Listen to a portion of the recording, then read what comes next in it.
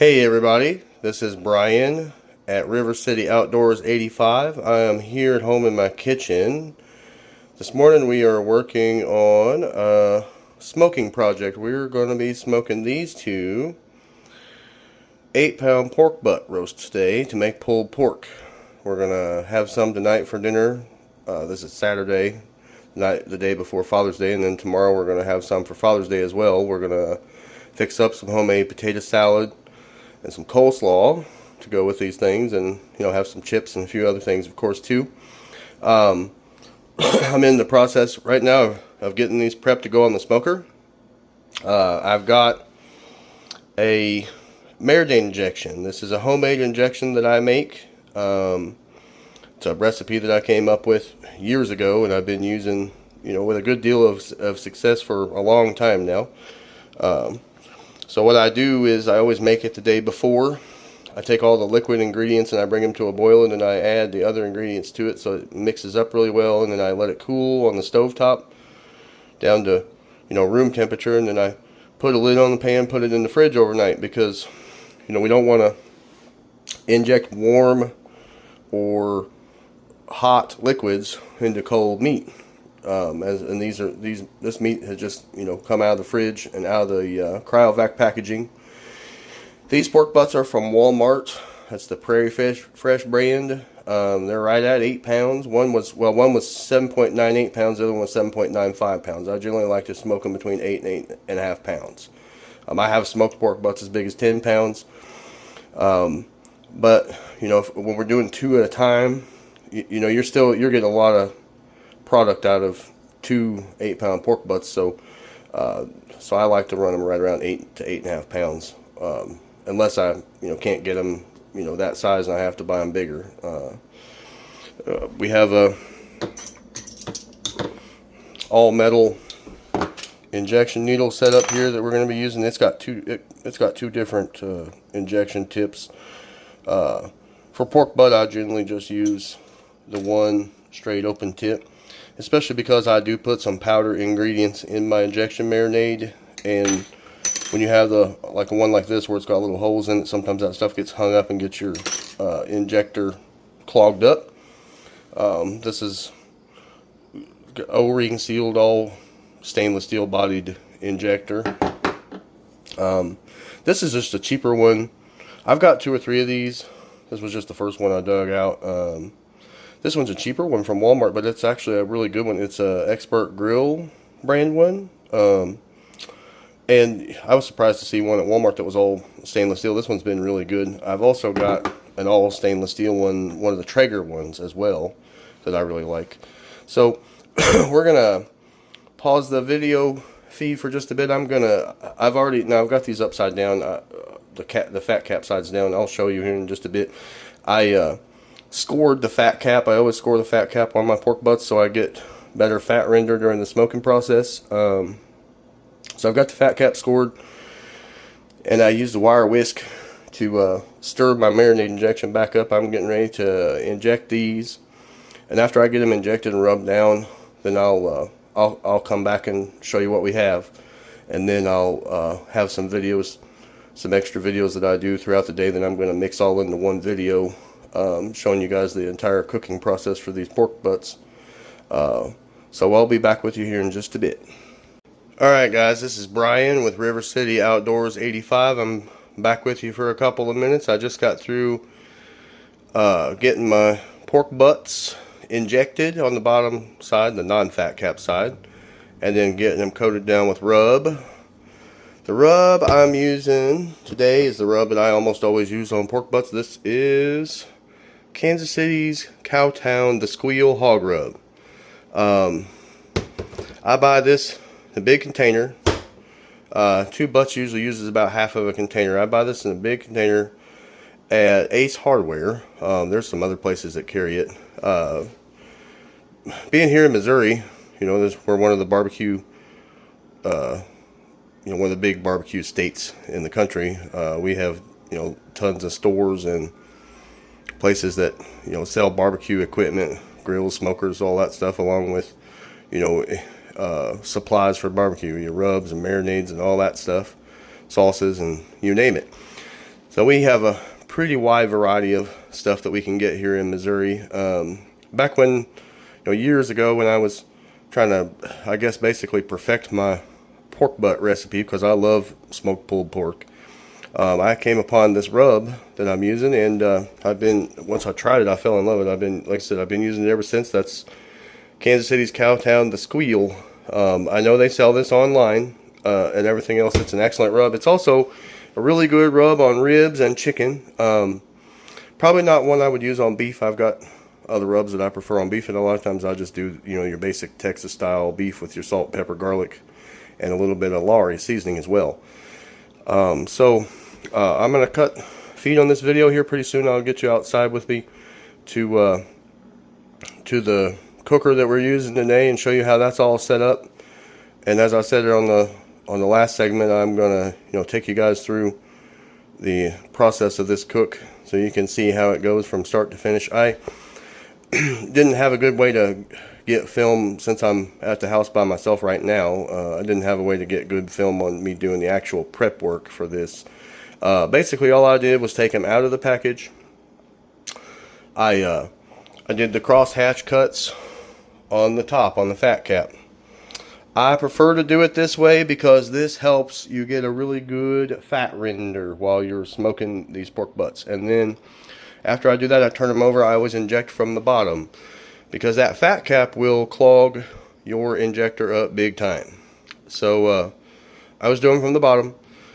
The main reason for injecting, it helps, add a little tenderness to it if you're putting the right ingredients in your marinade. But I always put my dry rub in my marinade injection. So I'm getting some extra flavor inside the meat. These are thick cut pieces of meat, and any extra flavor you can get on the inside, to my notion, is a really good thing, and that always makes my pulled pork turn out awesome. So I'll be back with you here in just a few minutes outside at the pit, and you guys can see what's going on out there, and what we're going to be using today and how we're going to be set up today.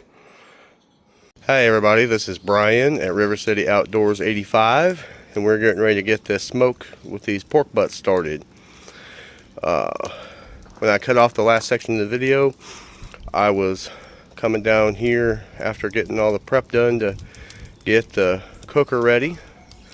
Now I got that ready, and we're getting ready to get started on the cooking time. As you can see, what I got here, I've got my 26-inch Weber kettle. I've got the fire set up for indirect smoking.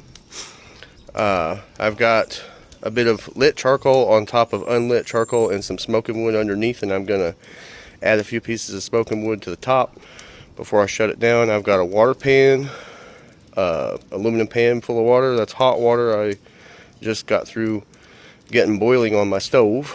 You always want to use hot water or boiling water because it reduces the amount of BTU absorption that that takes place if your fire has to heat up cold water and cold meat.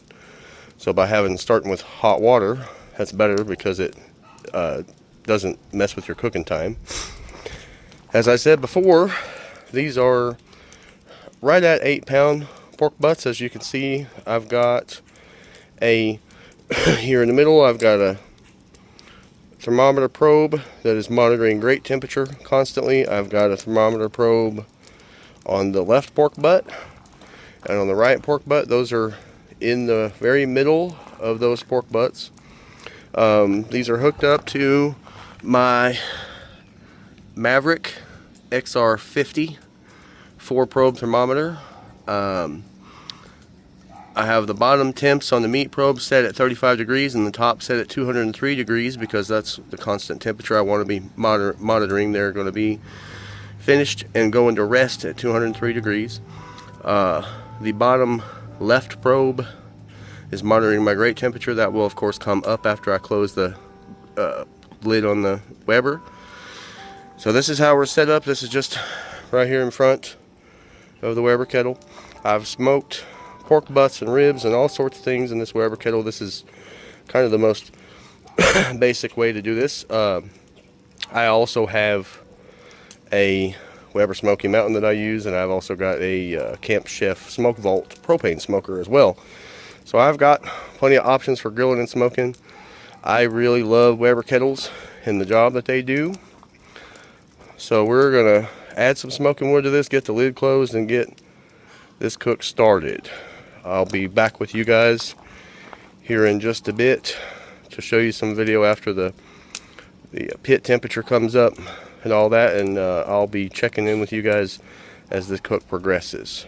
Hey, this is Brian back again with River City Outdoors 85. We are underway on this pork butt smoking project with the 26-inch Weber kettle. We're about 45 minutes in on this cook, and I was going to show you guys what's going on here. Now, both pork butts started about 42 to 43 degrees, and the pork butt on the right is a little bit thinner, just a little bit smaller than the pork butt on the left, so I'm not surprised that the internal temperature is varying between the two.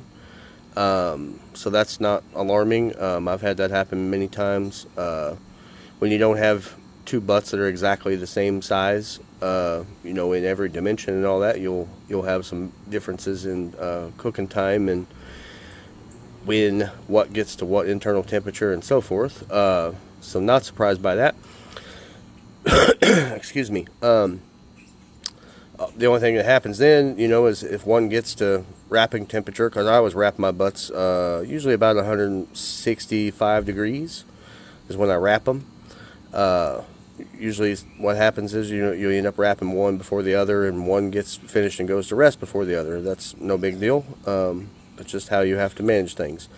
As you can see on the bottom left, our grate temperature probe is showing 257 degrees. I just bumped the bottom and top vents open just a little bit, so it's probably going to start coming up a little closer to 275 degrees. I'm really wanting to run right around 275 to 300 degrees, and so I'm going to keep bumping them until I get to that temperature. And with the small amount of charcoal that I have set up, I'll have to mess with my fire probably once every hour and a half, where I'll add a little charcoal and some smoking wood. Once my internal temperatures get to about 145 to 150 degrees, I won't add smoking wood any longer, because as a lot of people know, you have a certain time frame where meat continues to absorb smoke. And generally, by the time you hit 145 degrees, your meat's going to actually stop absorbing smoke, and anything that happens from that point just continues to develop your bark on the outside, and of course raise your internal temperature throughout the cook. So usually once I hit about 145, I stop adding smoking wood, and I just continually add charcoal and rely on the charcoal for the heat source to finish the cookout. One thing I didn't mention earlier, I'm sure you guys might have noticed, is some time ago I did a modification to this Weber kettle, where I drilled ports into the side, or into the front of the kettle on both sides, so that I could have ports in my grill for my thermometer probes for smoking, because I've used this kettle a lot for smoking. I have little brass caps that go on the end of each one of those ports for when it's in storage or when I'm not using the probes. They just screw on.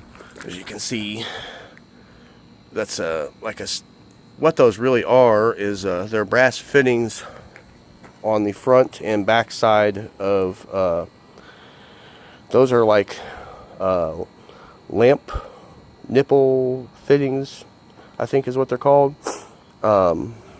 Anyway, so I used a stepped drill bit to drill the size of holes that I wanted, so that I could get those to fit in, and then I installed those, and I used a brass nut on the back and the front to keep them in place and keep them from backing out or screwing forward or anything like that. And then I've got these little brass caps that, like I said, that fit on top of those ports to close those off when I'm not using them. That setup works really great for this. As you can see right now, we've got a fairly light blue smoke going on. Well, I'll show you one of the things. Well, right now, of course, as you can see, I have my my lid vent directly over top of my meat so that my smoke is flowing around and the top of and all the meat as it passes through the grill to get out of the other side. You wouldn't get as much smoke to your meat if you had the vent on the opposite side directly over the fire. So that's why I do that. And I'll show you what the difference. The lid thermometer, I don't know, I've never really tested to see how accurate or inaccurate it may be, but it's of course showing just a tad over 400 degrees as far as the temperature goes. But hot air and smoke is no exception to that. It rises, so naturally your temperature up high is going to be higher than the temperature at grate level, and since the meat's at grate level, that's where you want to monitor that temperature. So I don't have a little tiny table, so yes, I'm using a cooler to set my Maverick thermometer box on. It's got a little kickstand on it. It also has magnets on it, so you can mount it to something that's metal. Obviously, you wouldn't want to mount a metal plastic or a plastic thermometer to your grill when your grill is hot, because it would melt it and screw it all up.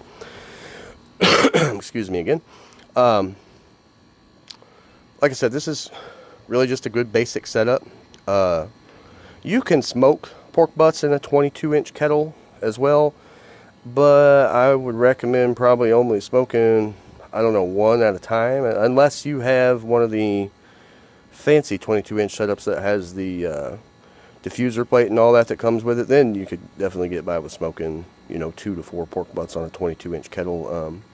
But just doing it straight up indirect style like I'm doing, you probably wouldn't get by with that so easily with a 22-inch kettle. But with the 26, I got plenty of room to do that. I can do 2 racks of ribs easily in the 26, whereas a 22 you kind of have a hard time getting 2 racks of ribs. And you can get one in there in one of them pretty easy. I used to have one before I ended up with this 26. If you cut your racks of ribs in half, kind of configure them in there where they fit a little better, you can get by with 2 in a 22-inch kettle. But if you're just going to lay them out flat, the 26 is definitely better all around for indirect smoking in a kettle than a 22-inch is. Obviously, I mean, you've got over 40% difference in terms of your grate surface dimensions and all that. So there's a big difference between a 22 and a 26. The 26 is obviously larger in diameter. It's taller. It's got a deeper lid and a deeper bowl, and it's the grill itself, from the ground to the top of the lid is considerably taller as well. So this is a good setup. I've run pork butts, brisket, chuck roast, spare ribs, baby back ribs, whole chickens, cut up chicken, all sorts of things in this thing, smoking it, and it always turns out great results if you set it up properly. Like I said earlier, I've got a variety of things I can use. I've got an 18-inch Weber Smoky Mountain. You can get 4 pork butts in that thing pretty easily. But I haven't smoked any pork butts for a little while because this is still springtime. This is the first smoke on pork butts I've done so far this year, and since the last few times I did pork butts, I did them in the Weber Smoky Mountain. So I wanted to do them in the Weber kettle this time because I got to give it some love too. So anyway, just wanted to give an update that'll get mixed in with the rest of this video, and show you where we're at so far. Right now we're about 50 minutes into this cook, so it'll be it's going to be a long one. I expect we'll be finished with this. We won't be finished with this till well after dark, I'm sure. So by the time we get to complete cooking time, and a good rest, and then get it pulled apart to where we can eat it and everything. But this is a Saturday. It's a chilling day. We're not really doing anything else. We didn't really have any other plans. My girlfriend will be back here pretty soon, and she's going to make us some homemade potato salad and some coleslaw to go with this. And we're going to have some cold beers here in a bit. So this is going to be just a good chill day, and making really good barbecue. So I'll be back with you guys here in a bit. Hey guys, this is Brian with River City Outdoors 85 again. I'm here with a update for you on the pork butt smoking project.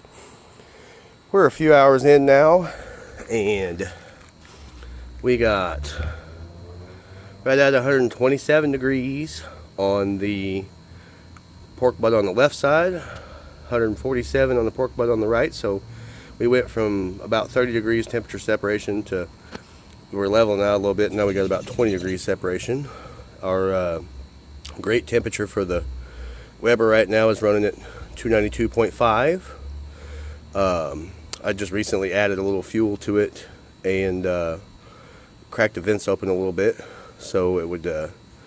I'm letting it warm up just a little. It was running down around 260, but when I added some fuel, I wanted to open the vents up a little bit so that it wouldn't get really heavy smoke going on while it was trying to catch some of that stuff on fire. So that's where we're at temperature wise. We do have a little heavier smoke coming out right now since we just recently added fuel. I'll pop the lid. You guys can take a look and see what we got going on so far. This is what we're looking like. We got a really good bark forming. The caramelization of the rub on top of the fat cap that's been scored. We got some good bark going on this side. Around over here you can see the two sides. We got some good bark going on. Looking really good. Fire's going good. We got some. Oh, and I keep forgetting to mention every time I do one of these update videos, the thing I just realized that I realized a little bit ago, right after I did my last update, was that I keep forgetting to tell you guys what I'm running as far as smoking wood. I am using Kingsford Blue Bag Charcoal, and I'm using hickory chunks and apple chunks. That's what I like to run when I'm smoking pork or chicken. Oh, there's many times I've run straight hickory or straight apple on certain things, but for pork butts I like the mixture of hickory and apple. That turns out really good. It gives you a good flavor. Seems like the apple kind of mellows out the hickory. You get a good smoke, but it's not overbearing, and it's on the sweet side as well. So, that's what I like to do. That's what works for me. I know there's a lot of people that do other stuff that works for them. So the cook's going great so far. We're, like I say, we're about to the point on the one butt where it's going to stop absorbing smoke. So, and we're about 17 degrees away from a wrap on that one, and then more like 37 degrees away from a wrap on the other. So we're progressing along nicely. Pork butts are looking good. Everything's pretty much going as expected. So we'll be back with another update here after a bit. Thank you. All right, I'm back with the final results for the pork butt cook for today. I let them both get to right at 170 degrees, and then I double wrapped them in foil, put them back in the Weber kettle, and then put the meat probes back in them and monitored them until they hit at least 203 degrees. Took them out, pulled the meat probes out and everything, put them in a cooler, and let them rest for an hour. I just pulled them out of the cooler, set them down in the sink. We're gonna pull the bones out of them, do the bone check, and then get them in some pans and get them all pulled apart.